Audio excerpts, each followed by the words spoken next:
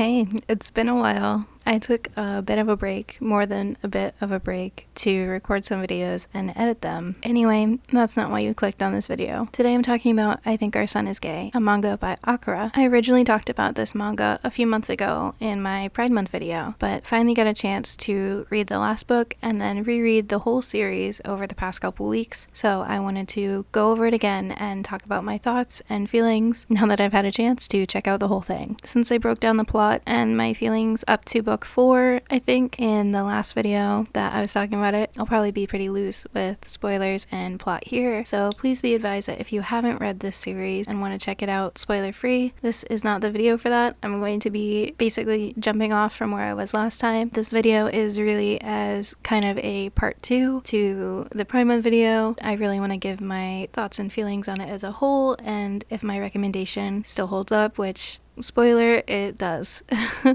But let's get into kind of talking about it. I Think Our Son is Gay follows Tomoko Ayama, who believes that her eldest son, Hiroki, might be gay. Throughout the series, we follow Tomoko as she tries to balance supporting her son and hiding her suspicion in order to not out him before he's ready. Throughout their journey, we see Tomoko and her family grow as characters, explore their beliefs together, and challenge preconceived ideas that are ingrained throughout their lives and society. For instance, Hiroki and his younger brother Yuri are both presented as being uninterested in dating for various reasons, but also experience pressures to start dating both from their peers and from their father Akiyoshi. Akiyoshi himself is seen to be a bit old-fashioned, and for much of the book there's a palpable worry about how he might react to his son being gay. Tomoko makes consistent attempts to sway her husband towards a more accepting and modern perspective, and we also learn over time that Akiyoshi is behind on the times and willing to acknowledge that, making an active effort to become more knowledgeable in younger trends and ideas, in fear that he is limiting his own perspective of his kids and also his ability to properly raise his kids without knowing how their life is going and their perspective on the world and interests.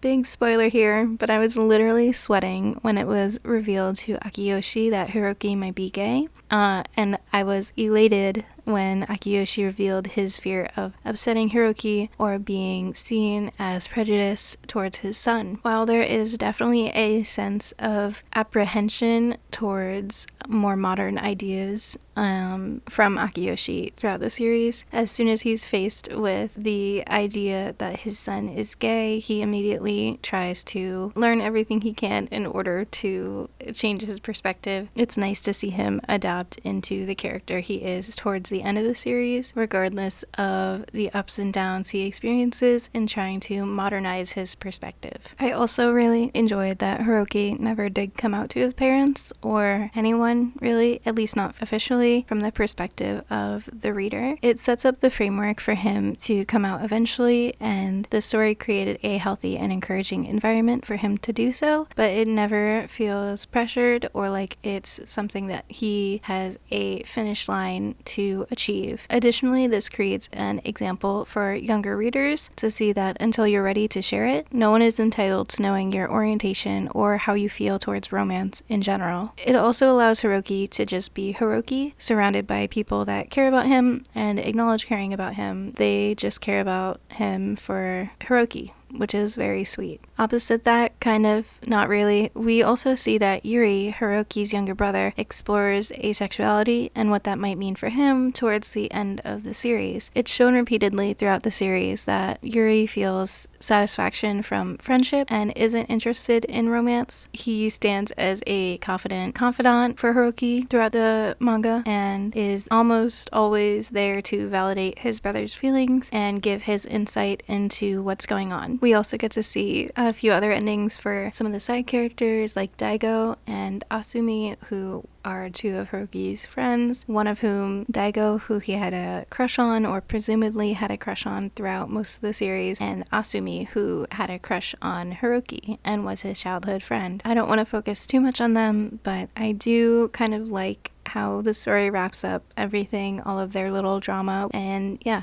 it's good to see the characters not get shelved away in the name of finishing off the series. Overall, I do still really like I Think Our Son is Gay and enjoy the story almost purely for the vibes, but also for the art and writing. I mentioned it in my previous video, but the series feels soft and warm even when it's handling topics that are more serious and tense. It's a comfortable story with a good heart at its center, and while maybe a bit idyllic in its portrayal of acceptance and understanding of the LGBTQ community, I kind of love it for that. Tomoko in many ways feels like a role model for me, as she's able to adjust her ideas and demeanor, as well as seeking out information and trying to find the best way to ensure her son's comfort and safety. Likewise, I see a lot of young people who could relate to Hiroki, who, although not ready to acknowledge a label for himself, is clearly trying his best to live in the moment of youth and enjoy the experiences he's able to have. The series puts just as much emphasis on friendship and the interpersonal ties that you gain or lose while traveling through life, and I really appreciate that non-romantic look into the lives of the characters. Every character is also dimensional, with all of them having their own strengths and weaknesses that change and adapt throughout the series. For example, Hiroki is sweet but feels a constant pull to better himself, almost to the extent of kind of hurting himself emotionally. Akiyoshi also, as an example, wants to be a good father for his sons, but is often pulled away by work and so may not know them as well as he'd like to. Because of that, he really emphasizes spending time with them and trying to develop relationships when he's around, which could be overwhelming. Either parents or kids might relate to that situation as well. It's a really sweet series, and I hope that maybe if you hadn't heard of it or you were interested in it, kind of, maybe this video can sway you, but mostly I made it to kind of act as a closer or a closing of my own perspective of it. The last time I spoke on this series, I hadn't finished it, and so it only seemed fair to speak a bit more about it now that I've had the chance to read it as a whole. With that in mind though, have you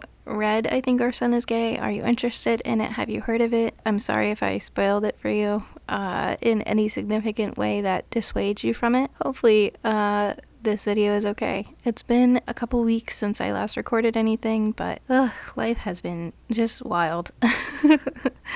But hopefully I'll have something else for you. If you're seeing this video, it means that I've tried to record a few other videos and edit them, so I guess that's it for now. Have a good night, YouTube.